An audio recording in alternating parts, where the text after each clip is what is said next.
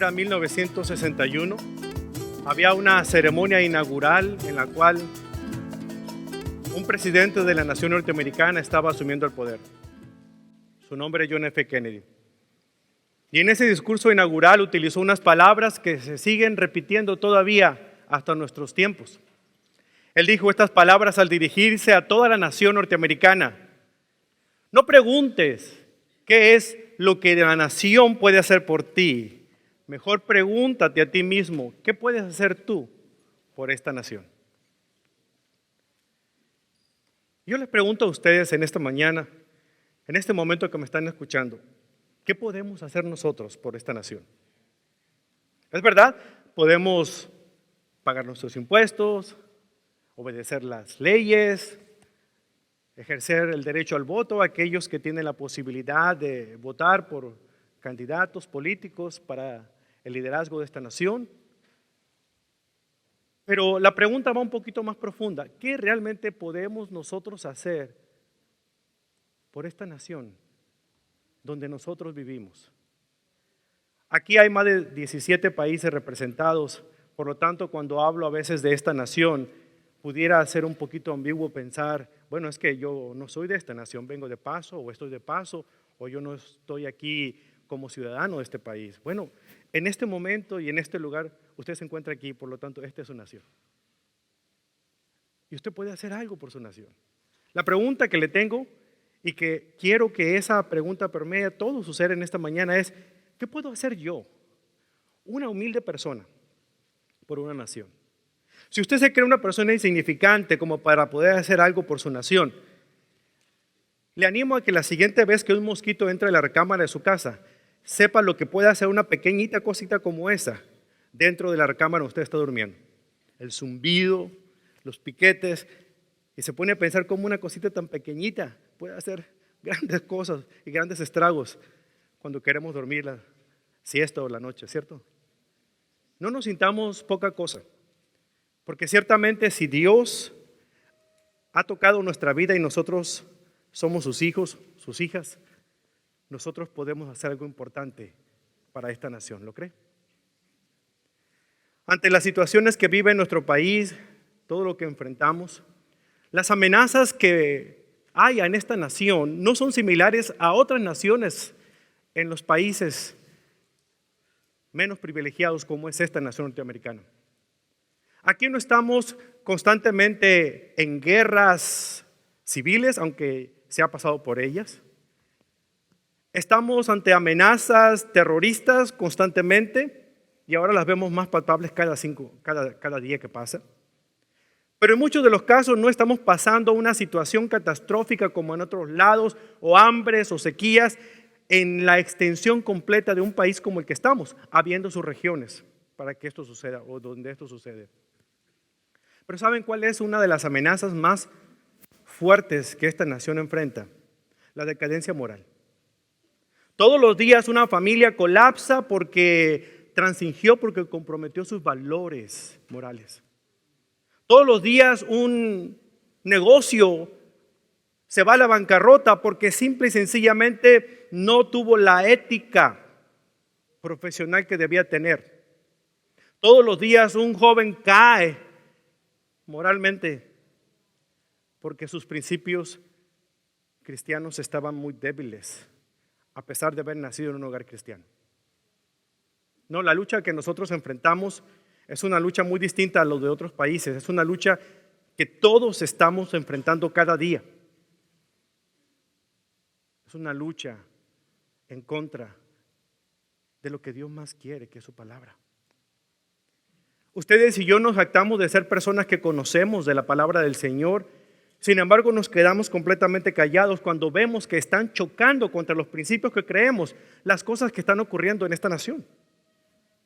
Y la pregunta, la vuelvo a reiterar: ¿qué podemos hacer nosotros por esta nación? Déjenme decirles una cosa muy importante que considero que debemos nosotros pensar constantemente. Nosotros no nos debemos preguntar realmente si el próximo candidato debiera conocer más de la Biblia para poder asegurar que esta nación sobreviva. O si los líderes de un congreso o de la Suprema Corte de Justicia deben tener principios morales para que esta nación sobreviva. Déjeme decir una cosa que a lo mejor usted no se había puesto a pensarlo.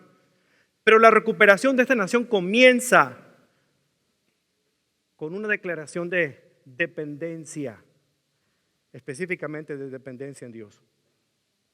Y usted y yo, como hijos, como hijas de Dios, podemos hacer algo muy grande por esta nación.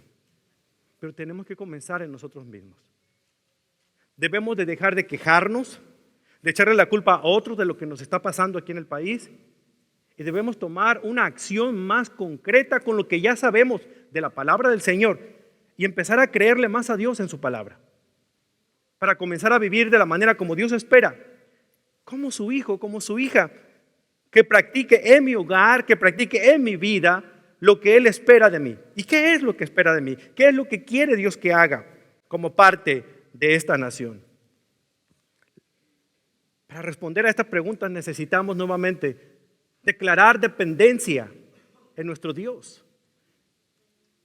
Y nadie mejor que la palabra de Dios para poder guiarnos a saber qué es lo que Dios espera que ustedes y yo como ciudadanos terrenales de esta nación podamos hacer por ella, porque podemos comenzar a hacer muchas cosas. Sus Biblias pueden abrirse en el segundo libro de Crónicas, capítulo número 7. Segundo libro de Crónicas, capítulo número 7.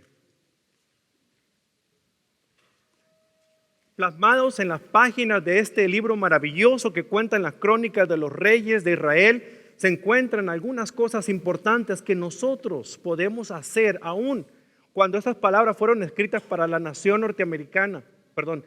fueron escritas para la nación israelita. Aún nosotros como nación en este país podemos entender que hay parte de esas cosas que fueron dichas al pueblo de Dios, no literalmente, pero en principio podemos aplicar a nuestras vidas. Quiero que vaya conmigo pues a segundo libro de Crónicas, capítulo número 7, y veamos algunas cosas ahí en ese capítulo. Este mensaje tiene como idea fundamental es esta: la supervivencia de esta nación depende de una declaración de dependencia en Dios. La supervivencia de esta nación depende de una declaración de dependencia en Dios. Una declaración que nosotros podemos hacer abiertamente de que vamos a depender de Dios a través de su palabra, cualquiera que sean nuestras circunstancias. Y aquí plasmados en este capítulo número 7 del segundo libro de Crónicas se encuentra una historia maravillosa, un momento único en la historia de Israel, donde no un líder político como fue John F. Kennedy, sino otro líder espiritual y nacional del pueblo de Israel se levantaba enorgulleciéndose de los logros que había alcanzado, y me refiero a aquel joven rey llamado Salomón. Como ustedes saben, Salomón fue quien heredó el trono de su padre David.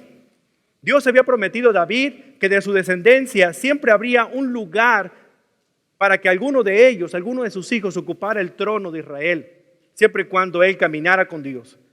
Las mismas palabras que le dijo David también se las expresa aquí en esta porción de la Escritura al mismo Salomón, explicándole a él más adelante, lo veremos, las condiciones para las cuales él podría tener la bendición de Dios al estar gobernando a su pueblo.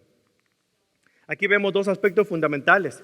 Vemos un día de dedicación y también vemos un día o una noche de visitación. Dos aspectos realmente que nos enseñan a nosotros a saber qué es lo que podemos hacer a la hora de querer hacer algo por esta nación para que ella sobreviva. ¿Qué podemos hacer nosotros entonces por esta nación?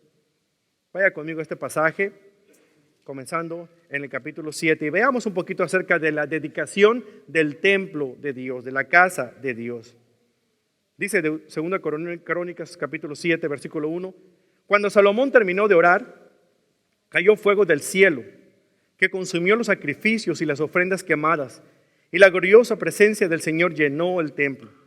Los sacerdotes no podían entrar en el templo del Señor porque la gloriosa presencia del Señor lo llenaba.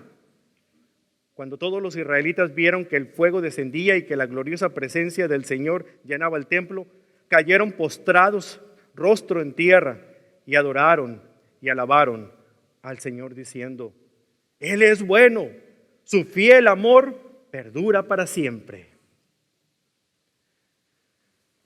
3000 años atrás, cuando John F. Kennedy estaba diciendo aquellas palabras, retando a la nación norteamericana, encendiendo la pasión nacionalista de este país, diciéndoles: no pregunten qué puede hacer esta nación por ustedes, sino ustedes pregúntense a sí mismos qué es lo que pueden hacer por esta nación.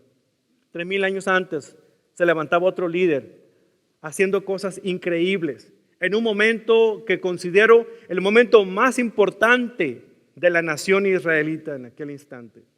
Un logro que cualquier otro líder quisiera celebrar todo el tiempo.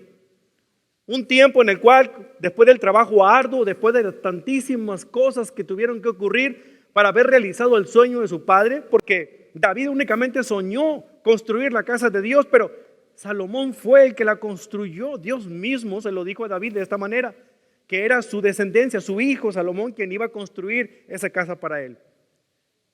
Mucho tiempo trabajando, muchas cosas que se invirtieron, muchas situaciones que ocurrieron. Finalmente llegaba al punto, a la cúspide, a la coronación de un momento tan anhelado. Años habían transcurrido hasta terminar la casa de Dios, con las decoraciones más inimaginables, dignas de un rey, el mejor de todos en el planeta. Los artesanos colocaban las últimas piedras en el lugar que correspondía, colgaban las últimas puertas de oro que entraban a las habitaciones de ese templo. Se había consolidado de alguna manera muy especial un lugar donde el arca del pacto iba a residir permanentemente, porque si ustedes recordarán, Dios había estado manifestándose a su pueblo. La Shekinah, como se escucha, la presencia gloriosa de Dios se había manifestado delante del pueblo, pero antes era a través de una tienda portátil que podía ser mantelada o desmantelada y llevarse a cuestas de los hombres que la transportaban de región en región.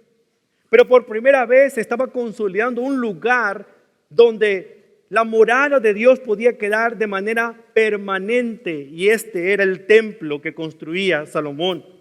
El hombre más rico y más sabio de la tierra estaba invirtiendo los mejores tesoros para que la casa de Dios pudiera lucir digna del creador que ellos conocían.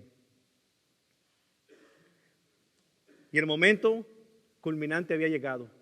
La casa estaba terminada y había que dedicarla. Dedicación significa apartar algo para un servicio muy exclusivo. No solamente puede ser una cosa, puede ser un lugar, puede ser una persona.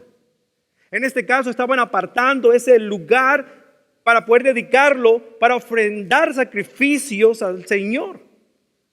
Sacrificios de animales que, tal como lo había dispuesto el Señor en el Antiguo Testamento, en la ley que le dio Moisés, Él esperaba que ellos le ofrecieran, que el pueblo ofrecieran para que pudieran expiar sus pecados, pero también sacrificios de paz que caracterizaban a un rey como Salomón. Pero no solamente sacrificios de ofrenda quemada, sino también sacrificios de alabanza, sacrificios de oración. Esa era la intención que tenía Salomón al haber construido ese magnífico templo dedicado a Dios. ¿Qué fue lo que ocurrió cuando él comenzó a dedicar? Sigo leyendo, versículo 4. Luego el rey y todo el pueblo ofrecieron sacrificios al Señor. El rey Salomón ofreció un sacrificio de 22,000 cabezas de ganado. ¿Puede usted imaginarse? 22,000 cabezas de ganado. Con una cabeza de ganado podemos comer todos los que estamos aquí. Claro, si no le gusta a usted la cola, pues a lo mejor le toca por ahí un cachete, ¿verdad? O los sesos, ¿verdad? 22,000 cabezas de ganado habían sido sacrificadas para ofrendarse al Señor, a la misma vez que 120,000 ovejas y cabras. Así el rey y todo el pueblo dedicaron el templo de Dios. Los sacerdotes ocuparon sus puestos asignados, al igual que los levitas, quienes cantaban estas palabras, estas alabanzas, diciendo: su fiel amor perdura para siempre. Lo hacían cantando, siendo acompañados con los instrumentos musicales que el rey David mismo había hecho. para este propósito, para este momento espectacular.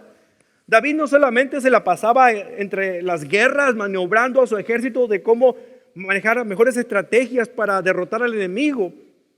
No solamente se la pasaba tratando de resolver los problemas del reino, sino que también estaba dedicado a hacer cosas como instrumentos musicales para adorar al nombre del Señor. Acuérdense que una de sus pasiones era la música. Él era un músico por excelencia. Por lo tanto, una de las formas en las cuales él consideraba que podía adorar a Dios era a través de la música. Y aquí él había hecho grandes instrumentos de cuerda, percusión, flautas de todo tipo para poder, cuando llegara este momento de ver la casa del Señor y siendo dedicada, poder exaltar el nombre del Señor, no solamente con las ofrendas que se traían, los sacrificios que se daban, sino también con la alabanza. Porque Dios habitaba en esa alabanza de su pueblo, dice su pasaje de la Escritura. Y aquí tenemos este momento maravilloso. ¿Qué fue lo que ocurrió con esa ofrenda? Dice aquí el versículo 6, los sacerdotes ocuparon sus puestos asignados, al igual que los levitas, quienes cantaban su fiel amor perdura para siempre. Acompañaban el canto con la música de los instrumentos que el rey David había hecho para alabar al Señor. Enfrente de los levitas, los sacerdotes hacían sonar las trompetas mientras todo Israel estaba en pie. Luego Salomón consagró la parte central del atrio que estaba delante del templo del Señor. Ahí presentó las ofrendas quemadas y la grasa de las ofrendas de paz, porque el altar de bronce que había construido no alcanzaba para tantas ofrendas quemadas, ofrendas de grano y la grasa de sacrificios. Durante los 7 días siguientes, Salomón y todo Israel celebraron el festival de las enramadas. Se habían reunido una gran multitud desde lugares tan lejanos como Lebo Hamad en el norte y el arroyo de Egipto en el sur. Al 8º día hicieron la ceremonia de clausura, porque habían celebrado la dedicación del altar durante 7 días y el festival de las enramadas también era por 7 días. Luego, al final de la celebración, Salomón despidió al pueblo. Todos estaban llenos de alegría y muy contentos porque el Señor había sido bueno con David y con Salomón y con su pueblo Israel. Había una gran fiesta, había un gran espíritu de celebración en el pueblo de Israel, porque finalmente la casa permanente, la morada permanente del Señor, en ese templo que se había construido, había llegado a su etapa final y ahora era el momento que Dios la habitara. Pero la pregunta es, ¿le gustaría al Señor? ¿Realmente se agradaría de eso? Vemos pues un día de dedicación que nos lleva al segundo punto de este mensaje, que tiene que ver con la noche de la visitación. Ahora déjame decirle una cosa, porque cuando abrimos este pasaje y leemos el versículo número 7, vemos la parte en la cual Salomón consagra. Pero termina todo. Termina la fiesta, termina la etapa inaugural. La gente se va a su casa contenta, la gente se va a su casa recordando todo lo que ocurrió. Imagínense 7 días de fiesta. Imagínense cómo, no sé cuántas veces ustedes han celebrado alguna ocasión que dura más de un día. A veces no aguantamos con 2 horas, ¿verdad? Pero a veces las fiestas allá en el Medio Oriente duran muchos días. En este caso, 7 días duró la celebración de un día de dedicación. Y menciono esto porque es importante, porque cuando leemos este pasaje de la Escritura, creemos que esa oración de dedicación que hizo Salomón, la hizo en la mañana y para en la noche Dios le estaba contestando su oración. No se equivoque, por favor. Sigamos leyendo cómo fue que después de que el pueblo se fue a su casa, después de que el ruido de las trompetas, de los tambores, de las guitarras, de los instrumentos que estaban ahí cesaron, que los cantores se callaron, que toda la gente se fue contenta recordando todo lo que había. Imagínense a Salomón disfrutando todo ese escenario, ese resplandor, esa majestuosidad del templo que había construido, el sueño de su padre hecho realidad, y él con el detalle específico que le caracterizaba de ser un hombre inmensamente rico, poniendo las cosas de tal manera que honraran a ese Dios en el cual él creía, disfrutando su obra, mirando, contemplando cada atrio, cada lugar, todavía el olor a la madera que había sido colocada, el incienso que había sido quemado. Todo eso estaba fresco en su mente, pero transcurrieron los días. ¿Cuántos días transcurrieron? Si usted brevemente lee el primer versículo del capítulo 8, se dará cuenta cuánto tardó la construcción de este templo. Dice, Salomón tardó 20 años para construir el templo del Señor y su propio palacio real. Dedicado no solamente a la obra de construir el templo de Dios, pero también su propia vivienda, su propia casa, el palacio real. No era tan hermoso como el templo que había construido para su Dios, pero también era majestuoso, digno de un rey terrenal. Pero pasaron muchos días. Y vemos que en esa noche una visita inesperada llega hasta el aposento, hasta la recámara del rey. Versículo 12. Así que Salomón terminó de construir el templo del Señor y también el palacio real. Llevó a cabo todo lo que había planeado hacer en la construcción del templo del palacio. Luego una noche el Señor se le apareció a Salomón y le dijo, escuche lo que Dios le dice. He oído tu oración. Wow. ¿A cuántos no les gustaría escuchar eso del Señor cuando usted está orando, especialmente cuando está orando por algo que pareciera imposible? Y que finalmente el Señor contesta. ¿Se imagina usted escuchar la voz del Señor que le dijera, hijo, hija, he oído tu oración? ¿No sería maravilloso poder escuchar esto? ¿No nos llenaría de gozo de saber que Dios escucha a pesar de que a veces pensamos que no nos escucha? Sin embargo, déjeme decir una cosa.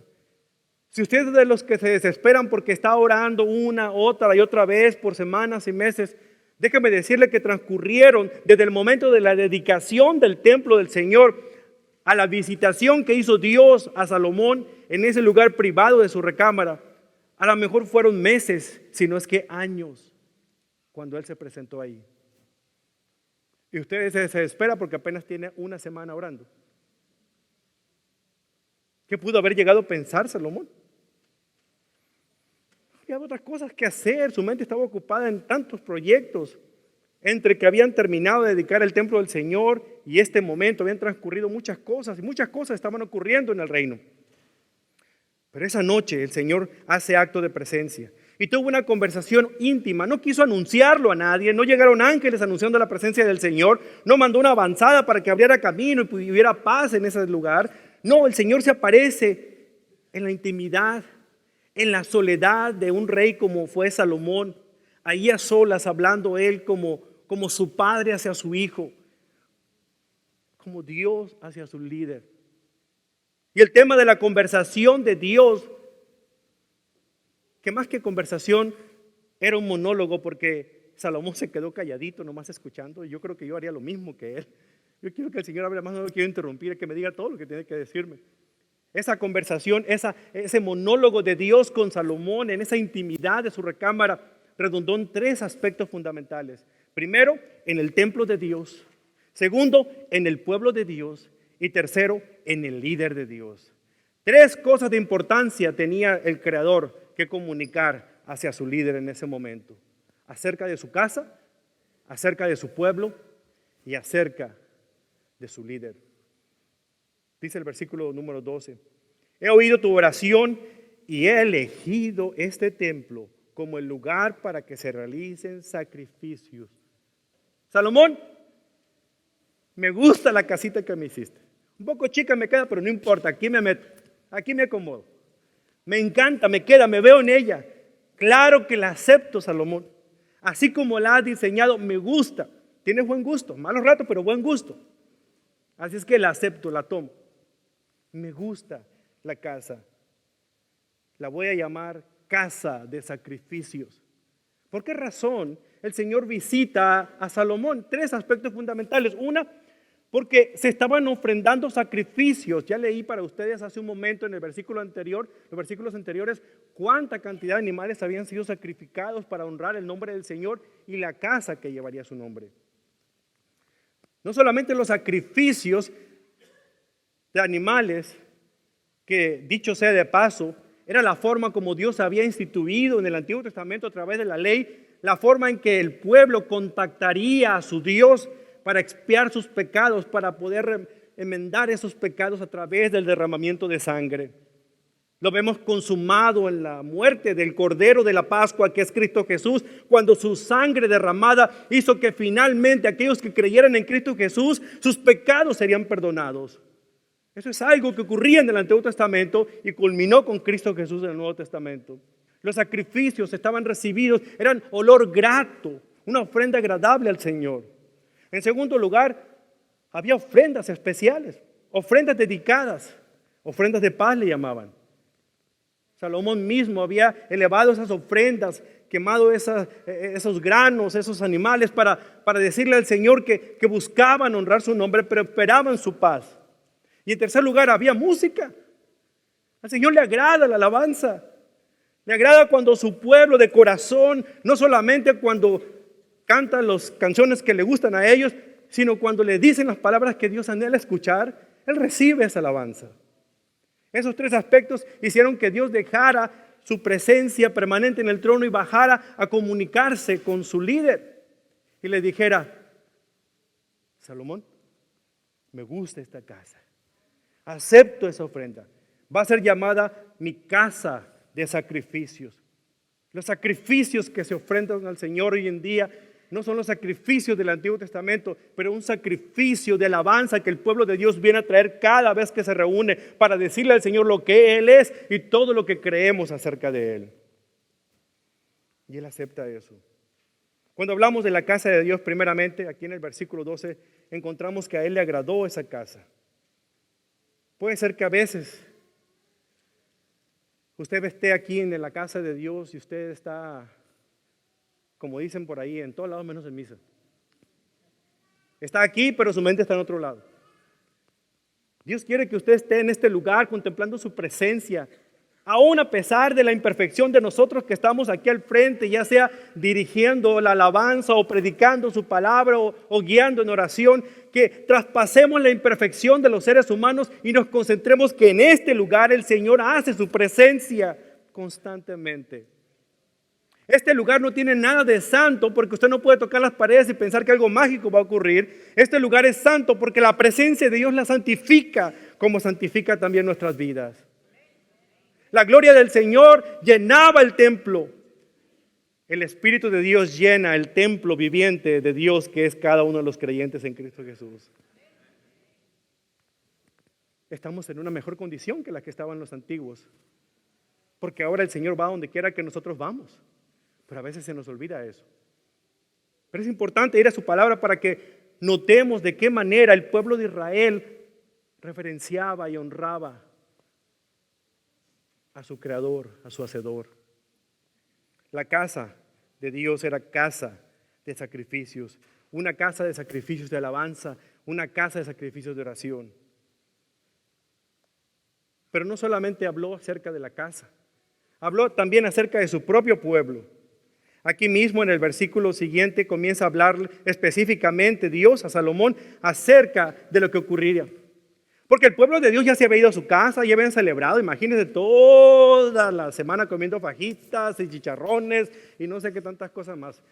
Asado de borrego, de un hombre, imagínense, inventos, no sé qué tantas cosas. Ya estaban todos con la panza llena, la barriga llena, el corazón contento y se iban a su casa a descansar.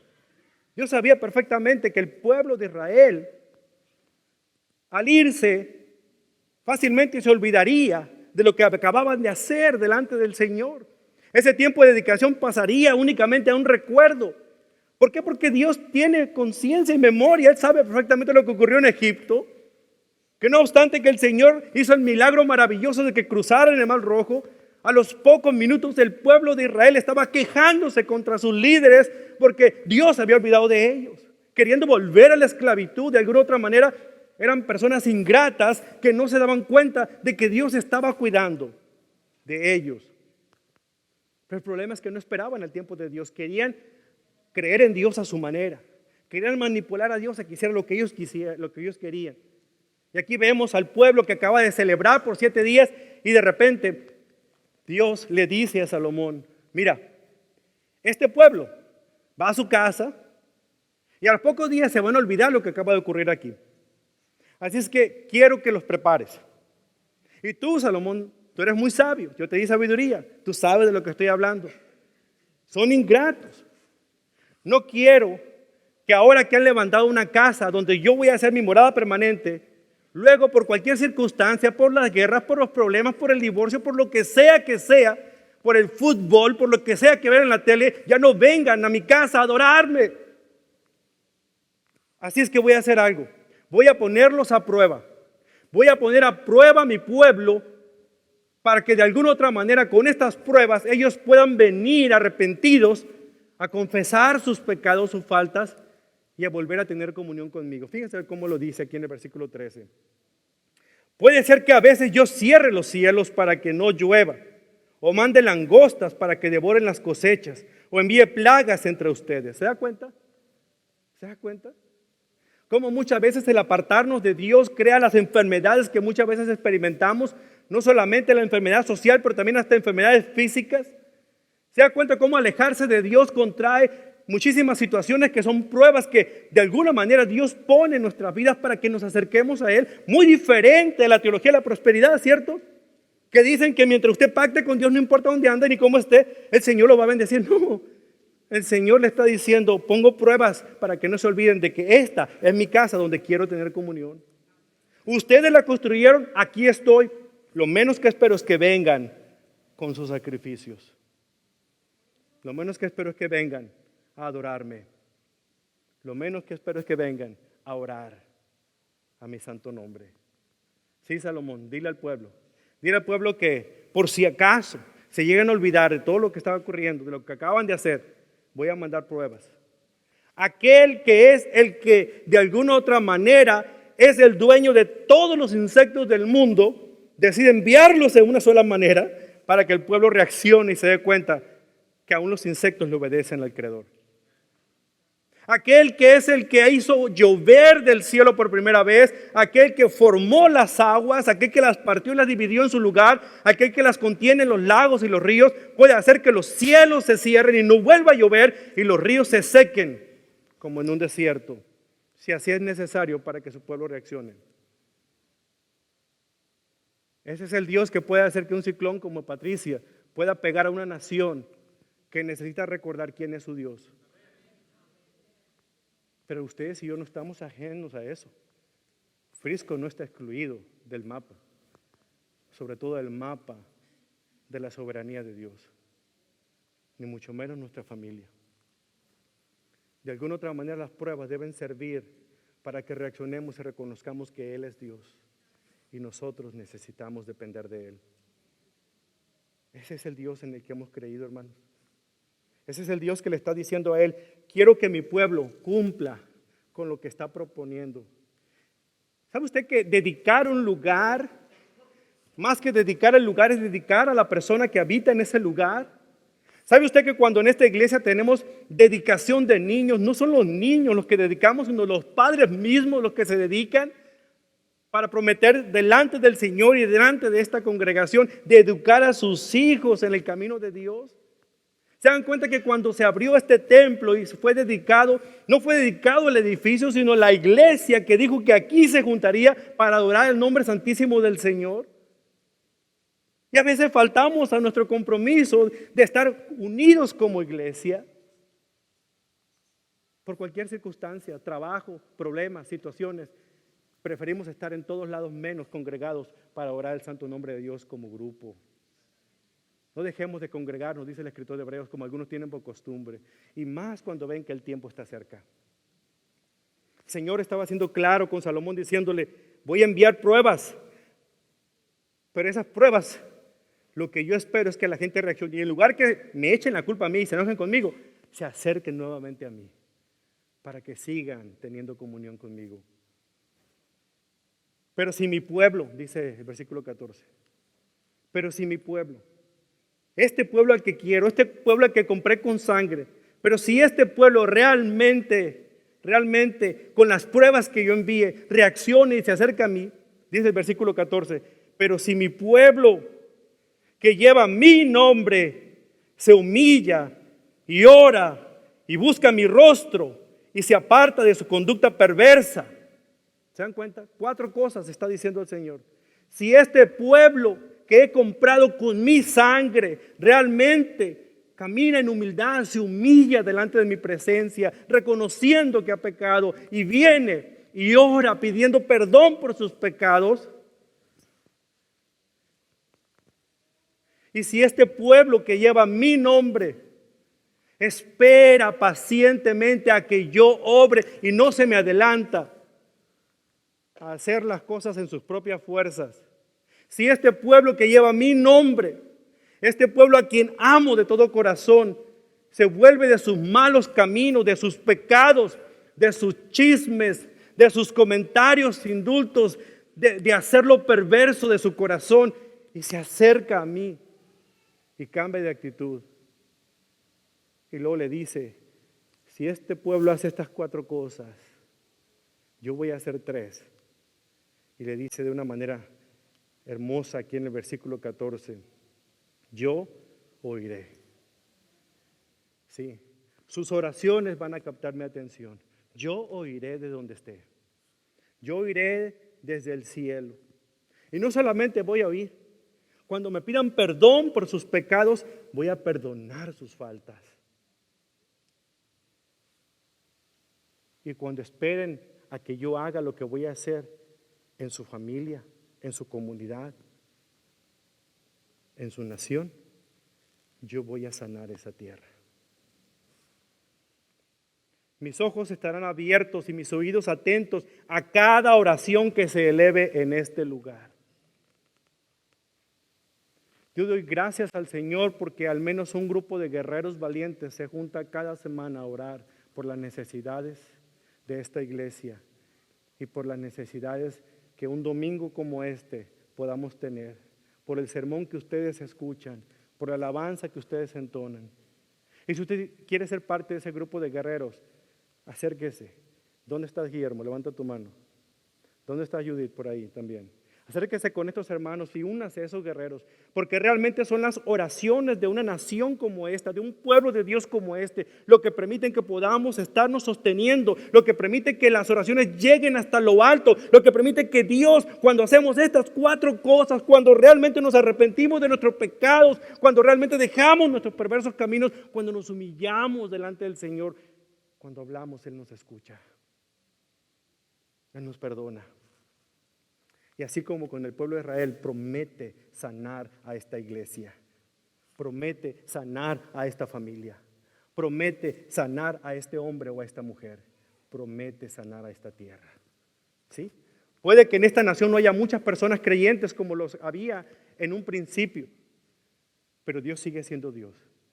Y cada vez que un alma se humilla, busca al Señor de corazón, espera que Él obre y se aparta de sus malos caminos, cuando habla, Dios escucha. Y Dios actúa. Pero Dios está esperando a que vayamos a Él. No lo va a hacer por automático, pero es gracias a unos cuantos que todavía no han doblado sus rodillas ante los baales de este mundo, es que el Señor sigue obrando con un pequeño remanente. Y Dios sigue haciendo su obra. Esto le estaba diciendo a Salomón para que Salomón transmitiera a la nación. Mis ojos estarán abiertos, mis oídos atentos a cada oración que se eleve en este lugar, pues he elegido este templo y he apartado a este lugar para que sea santo, un lugar donde mi nombre será honrado para siempre. Lo vigilaré sin cesar porque es muy preciado para mi corazón. Así como el templo que construyó Salomón era preciado al corazón del Señor, este templo que constituyen estas vidas que están en este lugar son preciadas para el Señor. Y si bien es cierto, no el edificio, pero cada uno de ustedes, hermanos que me escuchan, ustedes que son el templo del Señor, cuando se juntan, las piedras vivas construyen ese edificio espiritual maravilloso donde el Señor se goza de su alabanza. Por eso no dejen de congregarse por la costumbre, por los problemas, sino corran a unirse cuando los problemas llegan, porque de alguna manera Dios los envía para que nosotros estemos unidos. Ahora cambia el foco de atención de la casa de Dios al pueblo de Dios y finalmente habla al líder de Dios. Fíjense muy bien lo que le dice a su líder. En cuanto a ti, si me sigues fielmente como lo hizo tu padre David y obedeces todos mis mandatos, decretos y ordenanzas, entonces yo estableceré tu dinastía en el trono. Pues hice este pacto con tu padre David cuando le dije, uno de tus descendientes siempre gobernará en Israel. Salomón a ti como líder, tengo dos propuestas. Una buena y una no tan buena. Si caminas conmigo, si obedeces mis mandamientos, te prometo una cosa. En el trono de Israel siempre habrá alguien de tu descendencia, tal como se lo prometí a tu propio padre. Pero, si tú o alguno de tus descendientes me abandonan y desobedecen los decretos y los mandatos que les he dado y sirven y rinden culto a otros dioses, entonces yo desarraigaré al pueblo de la tierra que yo le he dado. Rechazaré este templo que hice santo para honrar a mi nombre. Haré que sea objeto de burla y de ridículo entre las naciones. Y aunque ahora este templo sea imponente, todos los que pasen por aquí quedarán horrorizados, preguntarán: ¿por qué habrá hecho el Señor cosas tan terribles a esta tierra y a este templo? Versículo 22. Y la respuesta será: porque los israelitas abandonaron al Señor, Dios de sus antepasados, quien los sacó de Egipto, y rindieron culto a otros dioses y se inclinaron ante ellos. Por esa razón les envió tantas calamidades. Yo sé, estoy consciente, estas palabras son para un rey judío, para una nación judía en el tiempo de la antigüedad. Aquí no se está refiriendo a los Estados Unidos ni a la nación donde cada uno de ustedes y yo provenimos. Entiendo perfectamente que estas palabras aplican a un pueblo, pero sus principios siguen siendo permanentes para todos aquellos que comprendemos el pueblo de Dios. ¿Qué cosas dijo Dios que iba a hacer si este pueblo abandonaba sus caminos? Las tres cosas de las cuales él se sentía contento. En primer lugar, haría que su líder fuera destronado y su descendencia no quedara en ese lugar. Tristemente eso ocurrió. El hijo de Salomón, Roboam, no siguió los caminos de su abuelo. Más bien siguió los caminos de su padre, porque si usted conoce la historia de Salomón, era un hombre con la mitad de su corazón rendida al Señor, pero la otra mitad a las posesiones y a las mujeres y a los placeres de este mundo. Vea su historia. Realmente es conmovedora y terrificante, terrible. Ese pueblo que era el orgullo nacional, que era el orgullo que realmente se levantaba por todos lados, que toda la gente hablaba de ellos. Ese pueblo, hermanos, iba a ser el hazmerreír de los demás pueblos. Iban a ser desarraigados de su tierra. Y pregúntese usted si realmente eso ocurrió. ¿No son las luchas en el Medio Oriente tratando de recuperar una herencia, peleándose con otros que la ocuparon porque ellos fueron desobedientes en aquel tiempo? Y esa casa que era el orgullo nacional, quedó hecha añicos, fue destruida por completo. La gente pasaba por ahí. ¿Cómo es posible que un Dios como el Dios de los israelitas haya hecho esto con ese templo tan maravilloso y con este pueblo que era tan imponente? Por su desobediencia. Ese Dios de los israelitas es el mismo Dios en el que ustedes y yo creemos. Y cuando nosotros hacemos las mismas cosas que hicieron los israelitas de la antigüedad, nosotros estamos supeditados al mismo tipo de juicio de Dios. Y díganme si acaso eso no está ocurriendo en nuestras vidas. Cuando hemos dejado de caminar con el Señor, cuando hemos caminado bajo nuestros propios gustos, nuestras propias preferencias, haciendo caso omiso a los preceptos de Dios en su palabra. Nos preguntamos a veces: ¿por qué a mí, Señor? ¿Por qué yo que te sirvo constantemente? ¿Estás seguro? ¿Estás seguro que no has dejado entrada en tu corazón para el orgullo, para la vanidad, para el rencor? ¿Estás seguro realmente si Dios no está tratando de llamar tu atención para que te acerques de nuevo a Él, para que vuelvas al camino que Él te ha dispuesto? ¿Estás seguro? Dios nos ama y nos acepta tal como estamos, pero nos ama lo suficiente para no dejarnos como nos encontró, porque día a día nos va transformando para su gloria, de victoria en victoria. Ese es el Dios en el que hemos creído. ¿Qué podemos hacer nosotros por esta nación, hermanos? Esta nación no debe depender de un líder político que diga que es cristiano. Esta nación no debe depender de jueces que estén en la Suprema Corte tratando de definir cuáles son las leyes que debemos seguir. La supervivencia de esta nación depende de hijos e hijas de Dios que crean en Dios y crean en su palabra y la vivan todos los días de su vida, para que solamente con esas palabras y con esas acciones podamos mostrarle al mundo que realmente creemos en un Dios poderoso, capaz de cambiarnos a nosotros y cambiarlos a ellos. Cuando nosotros vivimos nuestra fe en la comunidad donde vivimos, en la iglesia donde estamos, cuando vivimos nuestra fe en el barrio donde estamos acudiendo, en la escuela donde estudiamos, en el trabajo que tenemos, otras personas que están perdidas, que no tienen a Cristo, comienzan a ver que hay una diferencia en nosotros. Pero tristemente, el cristiano de hoy hace todo lo contrario. En lugar de humillarse, se enorgullece y empieza a pelear con otras denominaciones diciendo, yo conozco la verdad, ellos no tienen la verdad. Si la conoce la verdad, vívela y ejércela en amor y respeta a otros que tengan una opinión distinta a la tuya. A lo mejor tú eres de los que dicen, bueno, yo oro, pero el Señor no responde. ¿Cuánto tiempo has estado orando por esa situación? Si eres de los que espera que Dios te responda cuando tú te acuerdes de orar, estás muy equivocado. Así no funciona Dios. Dios, a través de la respuesta que te da, prueba nuestra paciencia. Muchas veces Dios instantáneamente dice sí, otras veces dice no, pero la mayoría de las veces es espera en mí. Pero ¿qué pasa con nosotros? Nos desesperamos y queremos ayudarle a Dios y tomamos acciones. Estoy orando a Dios por un trabajo y no espero su respuesta, me voy y me busco otro trabajo. Estoy orando al Señor por una esposa y no espero la respuesta de Dios, voy y me encuentro con la primera monigota que pasa enfrente de mí. Y luego me pregunto, ¿por qué, Señor? ¿No te esperaste? No sabemos esperar en el Señor. Y lo más triste de todo, estamos pensando, estamos creyendo que Dios va a actuar en nuestras vidas cuando no hemos dejado nuestras prácticas pecaminosas todavía. No hemos sido capaces de dejar los hábitos que nos separan de una comunión con el Señor. Y a pesar de que somos salvos y nuestra salvación es permanente, ese cáncer que tenemos, hermanos, sigue todavía manifestándose, aunque sea en nuestra mente, de que seguimos siendo esclavos de ese pecado, cuando Cristo vino a liberarnos completamente de todo eso. Ocasionalmente vamos a caer, todos caemos, pero no practicamos. Y practicar, hermanos, si usted practica fútbol, usted tiene su uniforme, tiene sus taquetes de fútbol, usted va y se sumó a un equipo y está jugando toda la semana. Eso es practicar un deporte.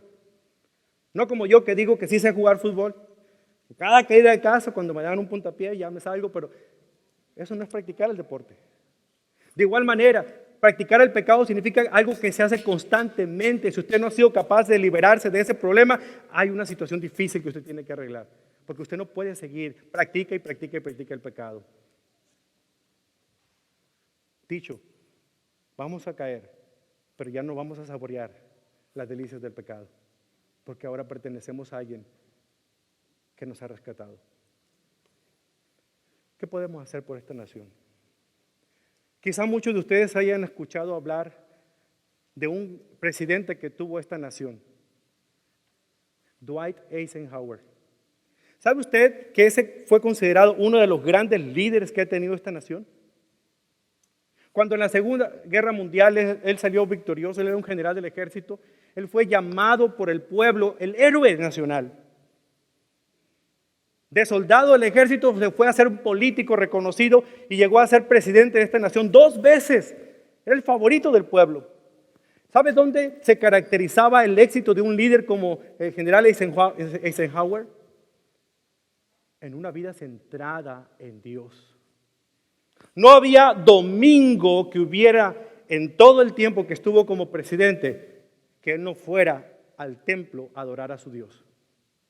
Un día había invitado al primer ministro de la Unión Soviética que pasaba por este país en una visita de cortesía. Fue invitado a la Casa Blanca a tener un encuentro con él.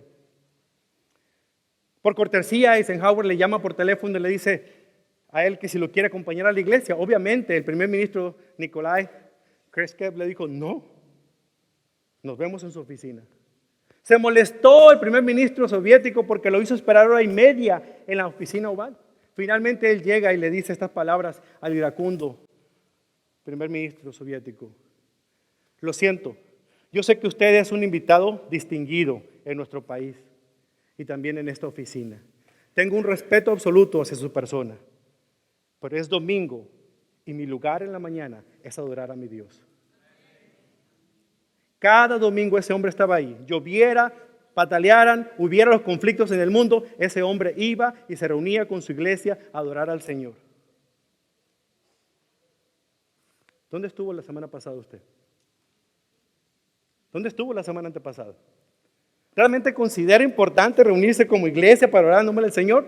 Si no es importante para usted, usted dice, Dios está en todos lados, donde quiera que esté. Creo que no ha leído un pasaje como el que le vemos este día. Que Dios hace grandes cosas cuando su pueblo que lleva su nombre se une, se reúne y comienzan a adorar su nombre. La gloria misma de Dios desciende en ese lugar, se transmite en todos aquellos que llevan el nombre del Señor plasmado en su corazón. Si de verdad somos aquellos que hemos sido rescatados por la sangre, consideraríamos muy diferente el concepto que tenemos de la iglesia de Cristo como la que tenemos hoy. A veces nos expresamos de la iglesia, esto nombrado en español, como, ay, ahí en la iglesia, puros chismosos, ay, pura gente inmoral, ay, pura gente ahí no está el Espíritu. Cuidado, esta es la iglesia de Cristo. Y si usted no la ha visto de esa manera, necesita hacer ajustes porque es el Señor el que la ha puesto junta aquí en este lugar. Nos preguntamos entonces las circunstancias que pasamos en la vida, ¿cuál es el propósito de ellas? El propósito es crear las mismas 4 características en los seguidores de Cristo como los israelitas de la antigüedad, que nos humillemos delante de la presencia del Señor, que oremos buscando dirección del Señor, que esperemos pacientemente a que Dios obre en nuestras circunstancias y que nos apartemos completamente de nuestros malos caminos. ¿Lo quiere hacer usted? Lo invito a hacerlo en este momento. Si quiere pasar al altar, si quiere arrodillarse ahí donde está, si quiere hacerlo de pie, como usted lo quiera hacer. Es tiempo de que se olvide de pretender ser lo que usted no es y comience a vivir lo que realmente usted debe ser como hijo o hija de Dios. Es un momento en que tomemos en consideración este importante aspecto, que la supervivencia de esta nación en la que vivimos no depende de los líderes políticos, depende de un hijo o una hija de Dios que vive completamente lo que cree y lo que predica. ¿Lo crees tú? Entonces díselo al Señor a través de esta oración. Vamos a orar, hermanos. Si quiere ponerse de pie o pasar al frente, lo que sea, pero que sea un momento en el cual usted consagre su vida de nuevo a ese Dios que quiere usarle y hacer cosas grandes en su vida y a través de su vida. Estas circunstancias difíciles que estamos viviendo, el Señor quiere transformarlas y usarlas para su gloria. Estas circunstancias que nosotros vemos y que vivimos y que decimos por qué a nosotros, deben volvernos hacia Él y saber que la única solución a nuestras circunstancias es nuestro Dios poderoso. ¿Lo cree usted? Entonces dígaselo, incline su rostro ahí donde está. Incline su rostro ahí.